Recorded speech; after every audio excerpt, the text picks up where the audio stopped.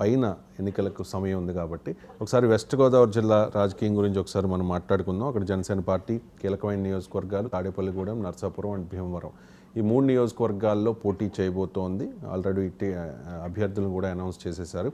ఉంగుటూరు, పోలవరం ఇవి కూడా చాలా కీలకమైన నియోజకవర్గాలు. మొత్తం 5 నియోజకవర్గాల్లో జనసేన పార్టీ పొత్తులో భాగంగా పోటీ చేయబోతోంది. ఈ 5 నియోజకవర్గాలకు సంబంధించి అక్కడ క్షేత్రస్థాయిలో ఎటువంటి పరిస్థితి ఉంది, వీటన్నిటికీ సంబంధించి బ్రహ్మేంద్ర అప్డేట్ చేస్తారు. బ్రహ్మేంద్ర.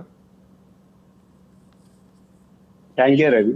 ఉమ్మడి పశ్చిమ గోదావరి జిల్లాలో 5 స్థానాల్లో జనసేన పార్టీ పోటీ చేస్తుంది.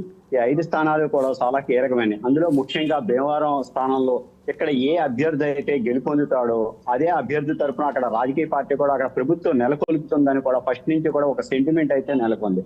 ఇక్కడ వైఎస్ఆర్సీపీ తరఫున గ్రంథి శ్రీనివాస్ నిలబడ్డారు. ఆయన ఆల్రెడీ ఇది వరకు 2019లో గ్రంథి శ్రీనివాస్ జనసేన అధినేత పవన్ కళ్యాణ్ పై 8,000 ఓట్ల ఆధిక్యతతో ఇక్కడే గెలుపొందారు.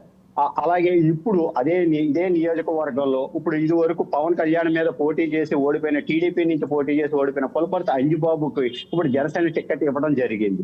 ఇప్పుడు జనసేన టికెట్ ఇవ్వడంతో ఈ పులపర్తి అంజిబాబు డైరెక్ట్ గా చెప్పడం ఏంటంటే, ఇది వరకు 2 పార్టీలకి అంటే టీడీపీకి జనసేనకి కలిపి సుమారు 1,20,000 దాకా ఓట్లు వచ్చాయి. ఇప్పుడు మెజార్టీ ఖచ్చితంగా నేనే గెలుపొందుతానని ప్రతి మీటింగ్ లో కూడా గంటా బజాయించి చెప్తున్నారు. అలాగే గ్రంథి శ్రీనివాస్ కూడా ఇప్పటికి నేను 2 సార్లు ఎమ్మెల్యేగా పోటీ చేసి ప్రజల మనం అందుకున్నాను, ఇప్పుడు థర్డ్ టైం కూడా నేను గెలుపొంది హ్యాట్రిక్ సాధిస్తానని ఈయన కూడా అంటున్నారు. ఇందుకే ఇద్దరు కూడా 2 సార్లు అంటే 10 సంవత్సరాలు ఇద్దరు కూడా ఎమ్మెల్యేలుగా పనిచేయడం అన్నది ఇక్కడ విశేషం. ఇప్పుడు థర్డ్ టైం ఇప్పుడు ఎవరు గెలుపొందుతారని కూడా ప్రజలు వేచి చూస్తున్నారు. ఇద్దరు కూడా తమకు ఇంతకు ముందు చేసిన అభివృద్ధిని ప్రజలకి చెబుతూ వారు ప్రధానికంగానికి ముందుకు వెళుతున్నారు. ఇప్పుడు ఇంకా 4 రోజులు టైం ఉంది కాబట్టి ఎవరు ఎత్తుగాళ్ళు వారు వేస్తున్నారు. రోజు కూడా ప్రతి 2 కార్యాలయాల్లో కూడా ప్రజల్లో ఎంతో మంది అభిమానులు తమ సమక్షంలో జాయిన్ అవుతున్నారని ప్రతిరోజు కూడా తెలియజేస్తున్నారు. అలాగే ప్రజాక్షేత్రంలో మటుకు అయితే కంటిన్యూగా ఉన్నారు. అలాగే నరసాపురానికి వచ్చి బొమ్మిడి నాయకర్